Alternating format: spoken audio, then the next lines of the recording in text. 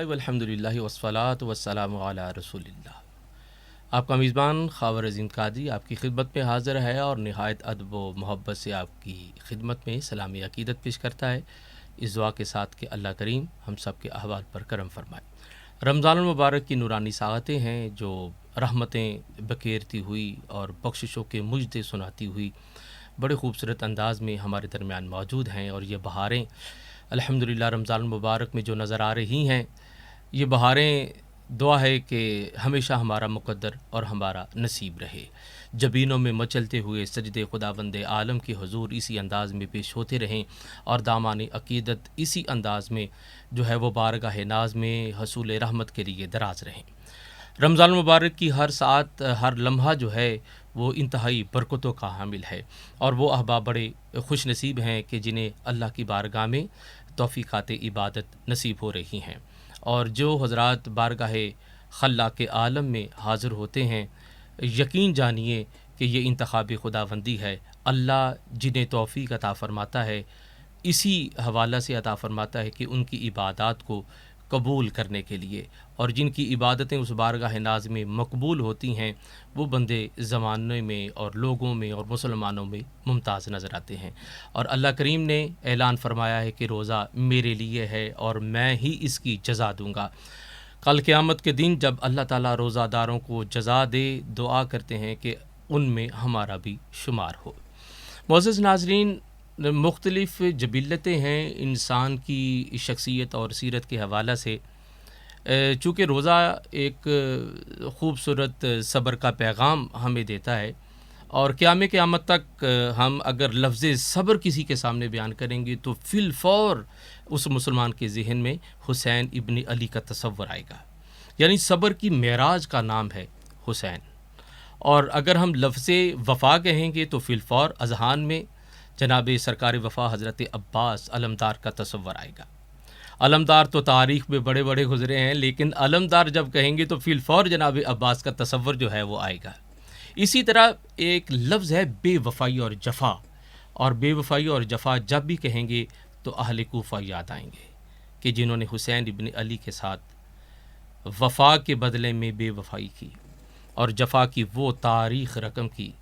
कि क़यामत तक जिसे भुलाया नहीं जा सकता। आप नाज़रीन सोच रहे होंगे कि इस आज के मौजू के हवाला से ये गुफ्तगू किस मुनासिबत से हो रही है, तो मैं ये अर्ज़ करना चाहूँगा कि आज 10 रमज़ान है और इमाम आली मकाम इमाम अर्श मकाम हज़रत इमाम हुसैन की जानिब अहले कूफ़ा के खतूत का जो सिलसिला शुरू हुआ वो 10 रमज़ान को हुआ, जिसमें उन्होंने बयान किया कि इमाम आप तशरीफ़ लाएँ, आपका फ़ायदा हमारा फ़ायदा है, आपका नुकसान हमारा नुकसान है। और यहाँ तक कहा कि कल क़यामत के दिन हम बरी ज़िम्मा होंगे,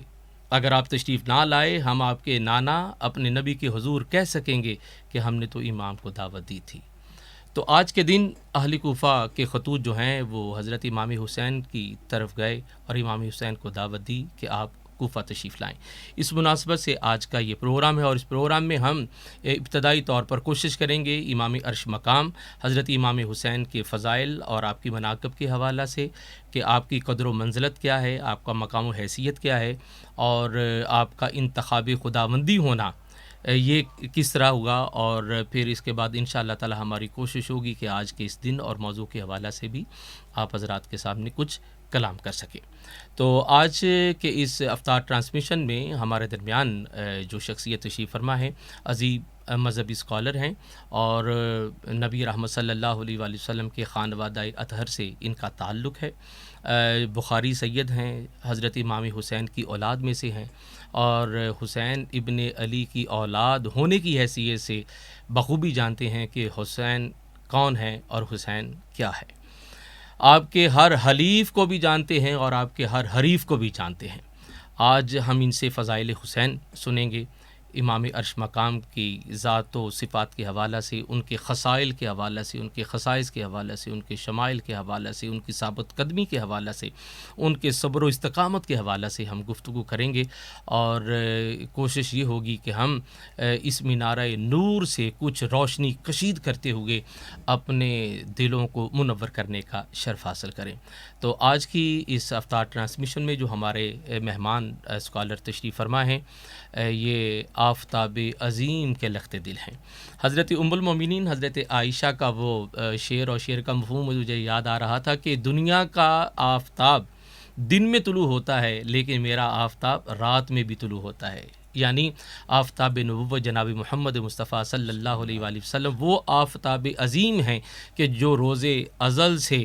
اور تا قیام قیامت تک اپنی روشنیاں زمانے میں اور زمانوں میں بکھیرتے رہیں گے۔ اس آفتاب عظیم کے لخت دل جناب سید آفتاب عظیم بخاری صاحب آج ہمارے مہمان ہیں۔ سید صاحب آپ کو خوش آمدید کہتے ہیں۔ شکریہ۔ آج کے اس دن کی مناسبت سے میں چاہوں گا کہ پہلے آپ یہ ہمارے ناظرین کو بتائیے کہ سادات ہیں کون؟ اللہ اکبر۔ بسم اللہ الرحمن الرحیم۔ سب سے پہلے تو آپ کا شکریہ کہ آپ نے اتنے عظیم اور حسین موضوع پہ مجھے دعوت دی۔ یقیناً موضوع جو ہے وہ حسین ہے اور حسین شخصیات اور حسین لوگوں کا تذکرہ ہے۔ واہ واہ واہ، حسین اس لیے ہے کہ حسین ہے، حسین اس لیے ہے کہ حسین ہے، واہ واہ، اور حسین اس لیے ہے کہ نانے کے دین کو بچانے کے لیے وہ حسین کردار ادا کیا ہے اللہ اکبر، جس سے قیامت تک بھلایا نہیں جا سکتا۔ اللہ اکبر، اللہ اور دنیا جب بھی صبر کی مثال دے گی یا دین کو بچانے کی مثال دے گی تو حسین کا ہی نام سر فہرست نظر واہ آئے گا، واہ واہ، سبحان اللہ، کیونکہ حضرت امام حسین رضی اللہ تعالی عنہ اور علیہ السلام یقیناً آپ کی ہستی وہ ہستی ہے کہ جنہوں نے مدینہ طیبہ کو، جس میں آپ پلے بڑے اور جوان ہوئے اور نانے کی گود سے لے کے نانے کے ممبر و محراب تک کی اللہ اکبر، خوبصورت سیاحت جس کو ہم کہہ سکتے ہیں وہ واہ کی، واہ واہ واہ، سبحان تو اللہ، یقیناً حضرت امام علی مقام وہ شخص ہیں، وہ شخصیت ہیں۔ آج کے دور میں جانے والا عاشق مدینہ سے جب نکلتا ہے تو اس کے بے ساختہ آنسو جو ہیں وہ یہ گواہی دیتے ہیں کہ اس کو مدینے سے جدائی گوارا نہیں ہے۔ اللہ اکبر، لیکن قادری صاحب غور فرمائیے اس بات پہ جی کہ جس شہر میں پیدا ہوئے، جی، جس شہر میں جوان ہوئے،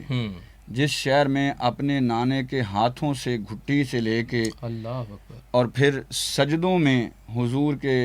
کندھوں پہ سوار ہو کے واہ اور پھر حضور سرور کائنات صلی اللہ علیہ وسلم خطبہ کے لیے جب ممبر پہ تشریف فرما ہوتے تھے جی، تو اس ممبر پہ حضور کی گود میں بیٹھنے والی اس عظیم شخصیت کا تذکرہ اور اس عظیم شخصیت کا کردار کیا ہوگا جس کی تربیت کا ایک ایک لمحہ حضور کے ہاتھوں سے ہو رہا ہے۔ سبحان اللہ، سبحان حضرت امام علی مقام علیہ السلام جب پیدا ہوئے جی، تو گھٹی حضور سرور کائنات صلی اللہ علیہ وسلم نے دی۔ واہ واہ، آج کے دور میں اگر کوئی متقی پرہیزگار بندہ کسی بچے کو گھٹی دے دے جی، اور وہ بڑے ہو کے کوئی بھی اچھا کام کرے تو بڑے خوبصورت الفاظ میں اس شیخ الحدیث کو یا اس مفتی کو اعزاز جاتا ہے جی جی، کہ اس کی گھٹی میں بڑا اچھا جو ہے وہ ہاتھ ہے، واہ واہ، اس کی گھٹی میں بڑی اچھی گھٹی دی گئی ہے۔ لیکن قربان جائیے جناب امام علی مقام علیہ السلام کے کہ آپ کو گھٹی بھی حضور سرور کائنات صلی اللہ علیہ وسلم نے اپنے ہاتھ مبارک سے دی ہے۔ سبحان اللہ، اپنے ہاتھوں سے حضور نے جب گھٹی دی ہے تو اب جس کے صحابہ کی آپ تاریخ پڑھیں گے تو جو اپنے اوپر حضور کا پسینہ مال لیتا ہے اللہ اللہ، اس کا مقام و مرتبہ قرآن و حدیث میں واضح ہے، اور جو حضور کے لب ہائے مبارک سے نکلے ہوئے گھٹی کو اپنے اندر سمو لے گا اس کی شان و مرتبہ کیا ہوگا۔ یقیناً حضرت امام حسین رضی اللہ تعالی عنہ نے اپنے نانا جی کی گود میں جو تربیت حاصل کی اس کا عملی مظاہرہ پھر آپ نے بڑے ہو کے وہ اسلام کی بقا کے لیے دیا۔ لیکن اس سے پہلے جناب جب مدینہ شریف میں تھے تو اس وقت کے واقعات میں یہ ہے کہ نبی کریم صلی اللہ علیہ وسلم ہمیشہ سیدہ کائنات کے گھر میں جب بھی جاتے اور کہیں سفر پہ جانا ہوتا تب بھی سیدہ کائنات کے گھر میں سب سے آخر میں جاتے، اللہ کہیں سفر سے واپس آتے تب بھی سب سے پہلے اس گھر میں آتے، اس لیے کہ وہاں حسن و حسین تھے، وہاں سیدہ کائنات تھی، اور آپ سیدہ کائنات علیہ السلام کو فرماتے تھے کہ اے میری بیٹی ان کو رونے نہ دیا کرو۔ جب حضرت امام حسن حسین بچپن میں تھے تو نبی کریم صلی اللہ علیہ وسلم فرماتے تھے کہ بیٹی ان کو رونے نہ دیا کرو، کیونکہ ان کے رونے سے مجھے تکلیف ہوتی ہے۔ جس کے رونے سے سرور کائنات صلی اللہ علیہ وسلم کو تکلیف ہو، آپ ان کی خوشی کو محسوس کریں کہ ان کے خوش ہونے سے جناب سرور کائنات صلی اللہ علیہ وسلم کتنے خوش ہوتے ہوں گے، اور کتنا اللہ رب العالمین نے ان خوش نصیبوں کو مقام و مرتبہ دیا ہوگا جو امام حسین علیہ السلام سے محبت کرتے ہیں اور آپ کے ذکر پہ خوش ہوتے ہیں اور آپ کے ذکر سے اپنے سینوں کو جلا بخشتے ہیں۔ صحیح صاحب، آپ نے گھٹی کا ذکر کیا کہ نبی رحمت صلی اللہ علیہ وآلہ وسلم نے گھٹی دی، امام حسن پاک کو بھی نبی پاک نے گھٹی دی، جی، مولا علی کو، سیدۃ النساء عالمین کو بھی۔ اچھا، میں یہ سوچ رہا تھا کہ گھٹی دینے کا یہ عجب انداز ہے کہ زبان رسالت طلوع ہو رہی ہے اور سیدہ کے حلق میں غروب ہو رہی ہے، زبان رسالت طلوع ہوئی مولا علی کے حلق میں غروب ہو رہی ہے، زبان رسالت طلوع ہوئی مولا حسن حسین کے حلق میں غروب ہو رہی ہے۔ وہ زبان جس زبان سے آپ نے گھٹی دی، وہ زبان کے جس زبان پہ رب بولتا ہے، یوں کہہ لیجئے کہ ان حضرات نفوس قدسیہ کا حق گوئی کے منصب پر فائز ہونا بتاتا ہے کہ اس زبان کی پاسداری ہے جو رسول نے انہیں گھٹی کی شکل میں عطا فرمائی۔ بے شک۔ اچھا سید صاحب، میں دیکھتا ہوں حضرات حسنین کریمین کو کہ اگر گھر میں ہیں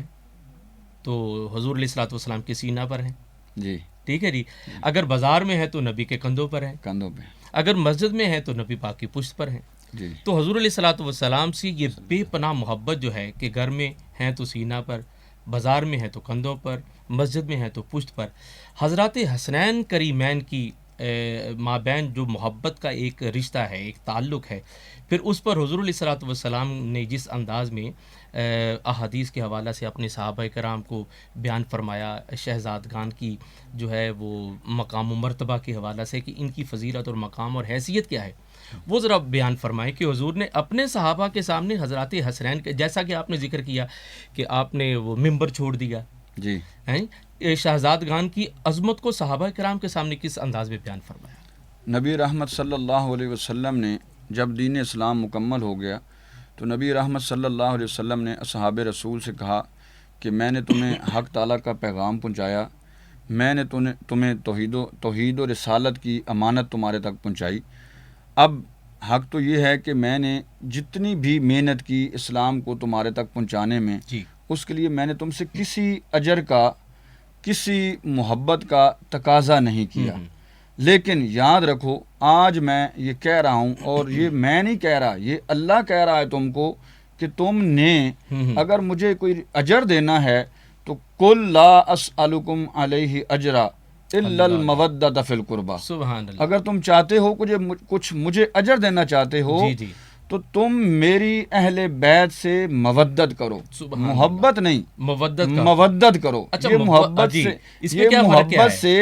بہت آگے کی منزل ہے مودت۔ اچھا، محبت میں بندہ کہیں کمزور ہو سکتا ہے، مودت میں بندہ کمزور نہیں ہوتا۔ مودت کا مطلب ہے دل و جان سے آپ نے محبت کہیں پہ آ کے بندے کو تقاضا کرتی ہے کہ اتنی محبت کا میں اظہار کر سکتا تھا، میں نے کر دیا ہے، لیکن مودت یہ کہتی ہے کہ نہیں، تم دل و جان سے جب اس پہ فدا ہوگے تو یہ مودت ہوگی۔ واہ واہ۔ اچھا، ایک صوفی کا مجھے یہاں پہ قول یاد آ رہا ہے، انہوں نے بڑی وضاحت کی محبت اور مودت میں، کہا کہ محبت اسے کہتے ہیں کہ جس میں اپنے بارے میں بھی سوچا جائے، محبوب کے بارے میں بھی سوچا جائے، لیکن مودت ایسی کیفیت کو کہتے ہیں جس میں محبوب ہی کا سوچا جائے۔ میں نے عرض کی نا کہ محبت میں آپ کہیں جا کے کچھ نہ کچھ سوال آتے ہیں، صحیح، لیکن مودت میں سوال نہیں آتے۔ مودت کا مطلب ہے کہ جو فرما دیا ہے اس پہ من و ان عمل ہے، اس کو جھٹلایا نہیں جا سکتا، اس پہ سوچا بھی نہیں جا سکتا کہ اس پہ ہم نے سوچنا کیا ہے، بلکہ فرمان آ گیا، اس پہ عمل ضروری ہے۔ تو قل لا اسألکم علیہ اجرا الا المودۃ فی القربہ، تو یہ حضور سرور کائنات صلی اللہ علیہ وسلم نے اپنے صحابہ کو فرمایا کہ تم اگر چاہتے ہو کہ تمہاری میرے ساتھ محبت جو ہے وہ مودت میں آئے واہ تو میرے اہل بیت سے مودت کرو، اللہ اللہ میرے اہل بیت کے ساتھ اتنا پیار اتنی وفا کرو۔ اور پھر اس لیے سیدنا صدیق اکبر رضی اللہ تعالیٰ عنہ فرمایا کرتے تھے جناب علی المرتضیٰ کرم اللہ وجہ الکریم کو جی کہ یا رسول اللہ صلی اللہ علیہ وسلم یہ بیٹے تو علی کے ہیں اچھا لیکن شباہت ان کی آپ پہ ہے۔ اللہ اللہ اللہ سبحان اللہ تو سبحان اللہ نبی کریم صلی اللہ علیہ وسلم نے جب کفار نے تانا دیا، جب مشرکین نے تانا دیا جی کہ یہ تو ابتر ہیں، ان کی تو اولاد نہیں ہے، استغفر اللہ واتوب الیہ،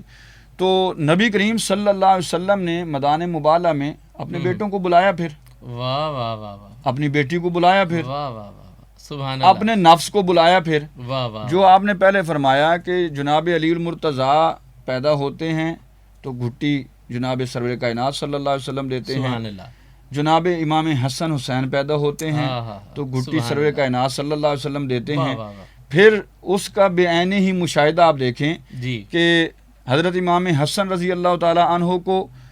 سر سے لے کے ناف تک شبیہ رسول کہا جاتا ہے، سبحان اللہ اور حضرت امام حسین علیہ السلام کو ناف سے لے کے پاؤں تک شبیہ رسول کہا جاتا ہے۔ اور پھر اس شبیہ رسول نے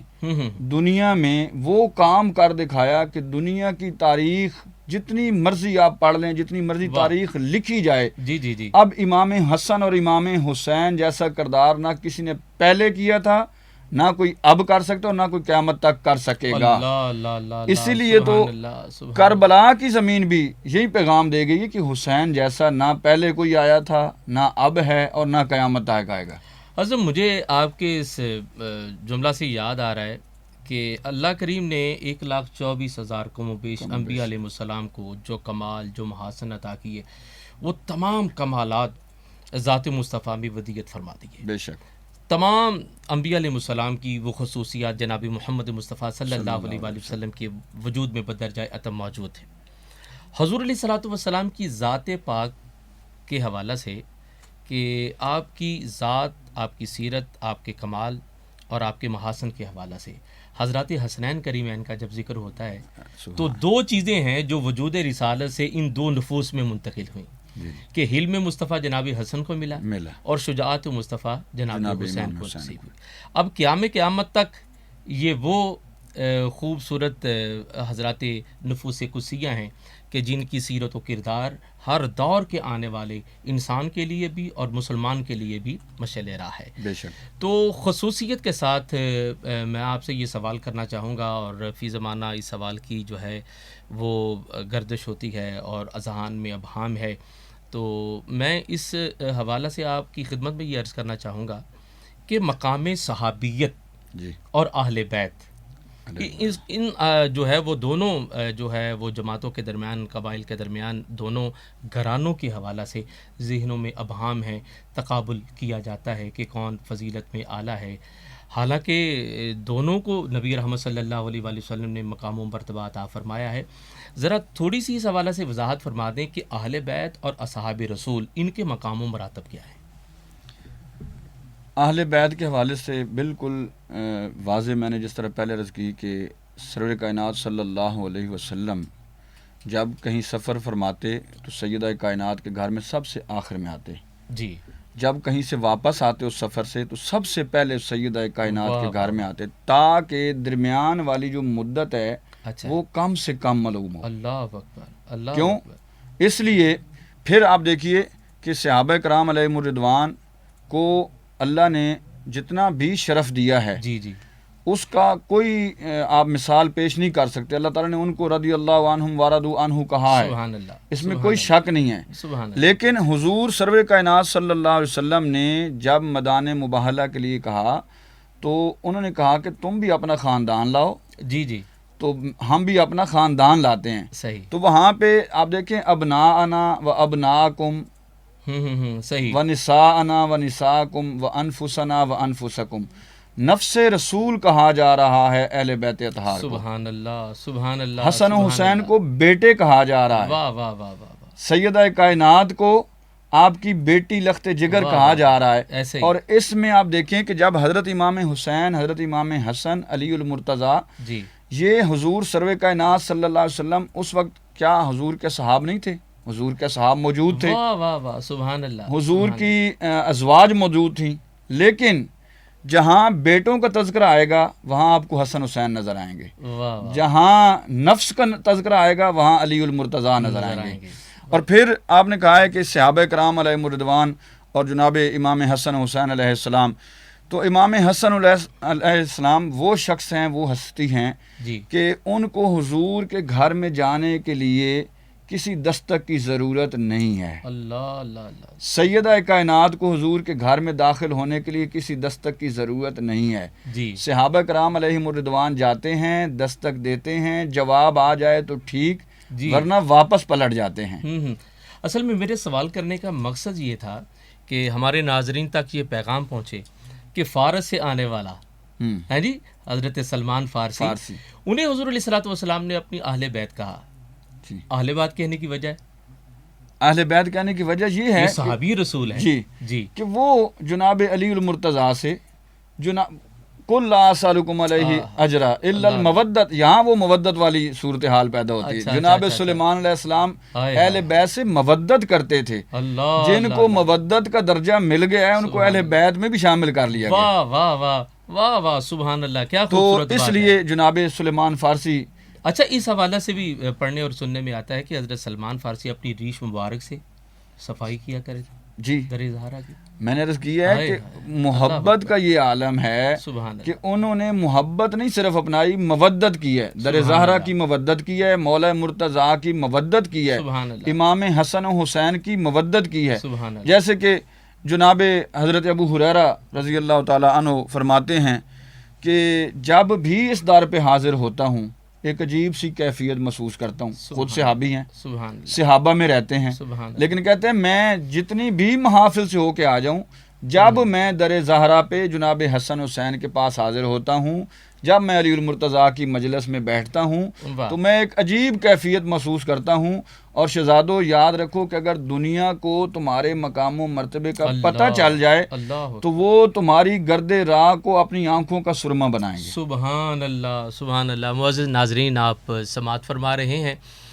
حضرات حسنین کریمین اور آپ کے گھرانہ کے وہ افراد کہ بلا شک و شبہ جن کی شخصیات جو ہے وہ انسانیت کی معراج پر فائز ہیں، یعنی سیدہ کائنات مولا مرتضیٰ کی ذات اور پھر امام الانبیاء جناب محمد مصطفیٰ صلی اللہ علیہ وآلہ وسلم کا ذکر جاری رہے گا، اور اس یقین کے ساتھ ہم جا رہے ہیں کہ آپ ہمارے ساتھ موجود رہیں گے۔ مختصر سے بریک کے بعد حاضر ہوتے ہیں۔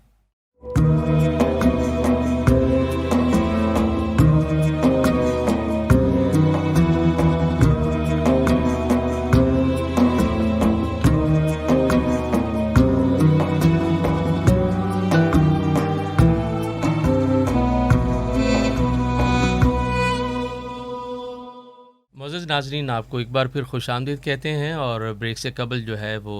حضرات حسنین کریمین کا ذکر ہو رہا تھا۔ حضور علیہ الصلوۃ والسلام نے حضرات صحابہ کرام کے سامنے ان شہزادگان کی جس انداز میں توصیف بیان کی، اور پھر حضرات صحابہ کرام نے جس انداز میں اسے قبول کیا، اور پھر حضرات حسنین کریمین سے محبت کی، یہ ایک خوبصورت عنوان ہے۔ اور اس عنوان کو اور اس موضوع کو بیان کرنے کے لیے میں وقت کا حوالہ نہیں پیش کروں گا، زندگیاں درکار ہیں، پھر بھی ممکن نہیں ہے کہ یہ گفتگو مکمل ہو سکے۔ تکمیل طلب رہے گا ہمیشہ یہ مضمون خانوادہ اہل بیت اطہار کے مناقب کے حوالہ اور فضائل کے حوالہ سے۔ حضرت امام حسین علیہ السلام کی ذات والے صفات کے حوالہ سے خصوصیت کے ساتھ آج ہم گفتگو کرنے جا رہے ہیں اہل کوفہ کے خطوط کے حوالے سے، جس کا آغاز 10 رمضان کو ہوا۔ اس مناسبت سے ہم اس منزل کی طرف بڑھیں گے۔ مجھے حضرت خواجہ معین الدین چشتی اجمیری علیہ رحمہ کے وہ 4 مصرے یاد آ رہے ہیں، اور 4 مصروں میں جس انداز میں انہوں نے شان حسین بیان کی ہے، سبحان اللہ۔ شاہ است حسین، بادشاہ ہست حسین، دین ہست حسین، دین پناہ ہست حسین، سرداد ناداد دست درے دست یزید، حقہ کے بنا لا الہ است حسین۔ اچھا، شاہ بھی سردار کو کہتے ہیں اور بادشاہ بھی سردار کو کہتے ہیں۔ حضور خواجہ صاحب نے حسین کو شاہ بھی کہا اور بادشاہ بھی کہا، تو میں بارگاہ خواجہ اجمیر میں دست بستہ عالم تصور میں حاضر ہو کر عرض کیا کہ حضور آپ نے حسین کو شاہ بھی کہا اور بادشاہ بھی کہا، شاہ بھی سردار کو کہتے ہیں اور بادشاہ بھی سردار کو کہتے ہیں، تو فرمایا کہ شاہ اس سردار کو کہتے ہیں کہ جس کی دلوں پر حکومت ہو، اور بادشاہ اس سردار کو کہتے ہیں جس کی زمینوں پر حکومت ہو، اور حسین وہ سردار ہے جس کی دلوں پر بھی حکومت ہے، جس کی زمینوں پر بھی حکومت ہے۔ دین است حسین، دین پناہ است حسین، کہ مومن کو مشکل پڑتی ہے تو وہ دین کی پناہ لیتا ہے، اور جب دین کو مشکل پڑتی ہے وہ حسین ابن علی کی پناہ لیتا ہے۔ سرداد ناداد دست در دست یزید، حقہ کی بنا الہ الہ است حسین۔ حضور جس لائن میں یزید کا ذکر کیا اس لائن میں حسین کا ذکر نہیں کیا، اور جس لائن میں حسین کا ذکر کیا اس لائن میں یزید کا ذکر نہیں کیا، تو خواجہ پاک فرماتے ہیں وجہ یہ ہے، بتانا چاہتا ہوں کہ حسین کی لائن اور ہے، یزید کی لائن اور ہے۔ حضور وہ کیسے؟ فرمایا کہ جو سر لے کر تخت بچائے اسے یزید کہتے ہیں، اور جو سر دے کر دین بچائے اسے حسین کہتے ہیں۔ سید صاحب یہ بتائیے کہ حسین ابن علی کا وہ مدینہ شریف کا ماحول جس میں آپ کی پرورش ہوئی، رسول کریم صلی اللہ علیہ وآلہ وسلم کی قرابت آپ کو نصیب رہی، مدینہ شریف کو چھوڑنا اور کربلا تک کا یہ سفر جو ہے، یقینی سی بات ہے کہ انتہائی مشکل تھا، صعوبتوں اور تکالیف سے بھرپور تھا۔ مدینہ شریف کو چھوڑنے کے حوالہ سے اور کربلا کی طرف سفر کرنے کے حوالہ سے ذرا بیان فرمائیں کہ جناب امام حسین کی کیفیت کیا تھی؟ اللہ اکبر۔ مدینہ طیبہ وہ شہر ہے کہ آج کے دور میں بھی 1400-1450 سال بعد بھی اگر کوئی غلام حاضر ہوتا ہے جی، اور وہاں سے اس کے جدا ہونے کی کیفیت کو بیان نہیں کیا جا سکتا۔ اللہ اکبر۔ اللہ رب العالمین نے مدینہ میں ایک ایسی کیفیت رکھی ہے کہ وہ دلوں پہ راج کرتی ہے۔ واہ واہ واہ۔ اور جب انسان مدینہ سے دور ہوتا ہے تو اس کا دل جو ہے وہ مدینہ کی طرف کھینچا چلا جاتا ہے۔ اللہ اکبر۔ حضرت امام حسین علیہ السلام نے بچپن میں مدینہ میں رہے، بڑے پلے، جوان ہوئے، یہ سارا سین آپ کے سامنے مدینہ شریف میں رہا۔ حضور سرور کائنات صلی اللہ علیہ وسلم کی گود میں بیٹھنا، سبحان حضور کے کندھوں پہ سوار ہونا، سبحان اللہ، حضور کے ہاتھوں کی انگلیاں پکڑ کے مدینہ طیبہ کی گلیوں میں پھرنا، اللہ حضور سرور کائنات صلی اللہ علیہ وسلم کے ساتھ اپنے گھر سے مسجد نبوی میں صحابہ کی محافل میں آنا، سبحان اللہ، یہ سارا منظر آپ کے سامنے تھا۔ لیکن دوسری طرف یہ تھا کہ اہل کوفہ نے بہت زیادہ خطوط لکھے تھے، ایک دن میں 18,000 خط لکھے گئے، اللہ اللہ، یک مشت 18,000 خطوط لکھے گئے۔ اہل کوفہ نے یہ لکھا کہ اے امام، جو ہمارے اوپر اس وقت حکمران ہے وہ فاسق و فاجر ہے، وہ شرابی ہے، وہ زانی ہے، ظالم ہے، اگر آپ اس کے خلاف برسر پیکار نہیں ہوں گے اور اس کی اصلاح نہیں فرمائیں گے، ٹھیک، تو ہم کل قیامت کے دن حضور سرور کائنات صلی اللہ علیہ وسلم کے سامنے اس چیز کے جواب دہ نہیں ہوں گے کہ ہم نے اسلام کی خاطر آپ کے نواسے کو بلایا تھا، اچھا، لیکن آپ کے نواسے نے کربلا میں آنا پسند نہیں یعنی کیا۔ خطوط کا متن یہ تھا، خطوط کا متن یہ تھا کہ حضور تشریف لائیے، فصل پک چکی ہے، ہم آپ کی جان ساری کے لیے اپنے تن من دھن قربان کر دیں گے، اور ہم آپ سے آگے بڑھ کے اس یزید اور اس کی فاسق و فاجر حکمرانی کے خلاف لڑیں گے۔ حضرت امام حسین رضی اللہ تعالی عنہ نے مشورہ کیا، مشورہ کرنے کے بعد آپ نے اپنے انتہائی زیرک اچھا چچا جان کے جو بیٹے تھے ان کو بھیجا، حضرت مسلم بن عقیل کو بھیجا سبحان اللہ، کہ سبحان اللہ، جاؤ اور جا کے دیکھو کہ اہل کوفہ، کیونکہ بہت سارے اصحاب نے یہ عرض کی تھی کہ کوفہ والے جو ہیں وہ وفا نہیں نبھاتے، انہوں نے آپ کے ابا جان کے ساتھ بھی وفا نہیں کی، حالانکہ حضور سرور کائنات صلی اللہ علیہ وسلم کے اس شہر میں رہنا اور اس شہر سے جدا ہونا ایک منفرد حیثیت بھی ہوتی ہے، اور پھر مدینہ طیبہ جیسے شہر کو چھوڑنا، اللہ اکبر، اور پھر حضرت امام حسین علیہ السلام سبحان وہاں اللہ، سجادہ نشین ہیں، واہ واہ واہ، کیا بات ہے جناب، سبحان اللہ، روضہ رسول سبحان کے اللہ، سجادہ نشین ہیں، روضہ سبحان رسول اللہ، کے متولی ہیں، سبحان اللہ، نانا جی کا مزار ہے نا، سبحان نانا اللہ، جی کی قبر انور ہے۔ سبحان اللہ، آپ نے مشورے کے بعد بھی فرمایا کہ نہیں، میں کل قیامت کے دن اپنے نانا کو اس چیز کا جواب دے ہوں گا کہ میں نے آپ کے دین کے لیے جن لوگوں نے مجھے بلایا، میں ان کی دعوت پہ گیا،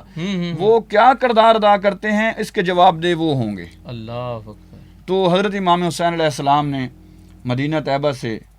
مکہ مکرمہ میں آئے، تو آپ نے مکہ مکرمہ میں خطوط آنا شروع ہو گئے کہ آپ جو ہے وہ تشریف لے آئیں، تو یہاں کوفہ میں جو ہیں حالات بالکل سازگار ہیں، حالانکہ ایک پری پلان منصوبہ تھا۔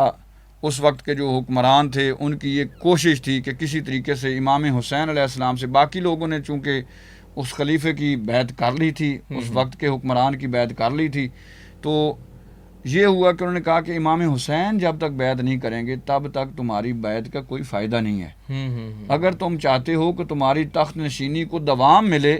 تو امام حسین علیہ السلام سے بیعت لے لو۔ اب امام حسین علیہ السلام کے سامنے دو راستے تھے کہ اگر اس وقت کے تخت نشین سے بیعت کرتے تو یقیناً قیامت تک کے لیے آنے والے جتنے بھی تخت نشین ہوتے، وہ جتنے بھی شریعت کو خلاف چلتے، ان کے پاس جواز ہوتا کہ جب امام حسین نے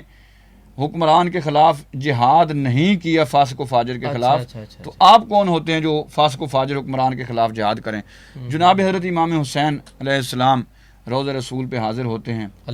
روض رسول پہ حاضر ہو کے عرض کرتے ہیں، نانا جان میں آپ کی گود میں پلا بڑا،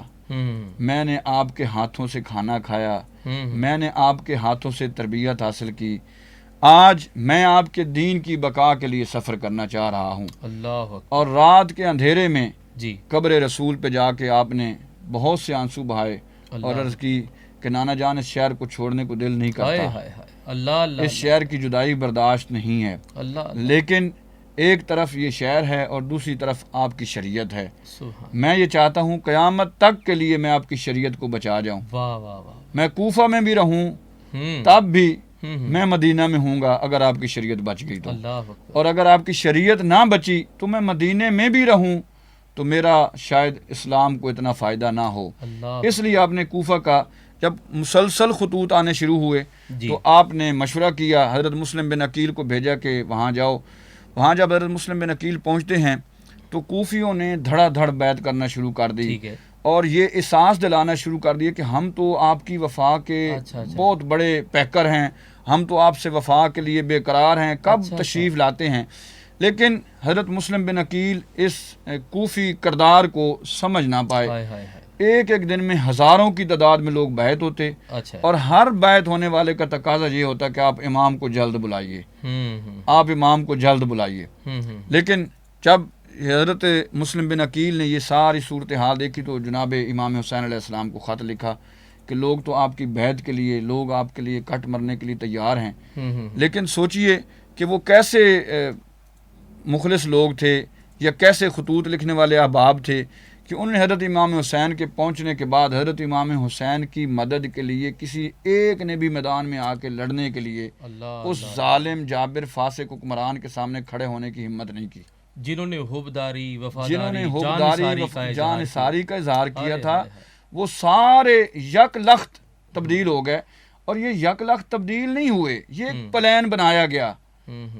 عبید اللہ ابن زیاد کی تقریر کوئی اتنی زبردست نہیں تھی کہ ساری دنیا جو اسی وقت پلٹ جاتی، باقاعدہ ایک پلان تھا کہ ہم نے نواسہ رسول کو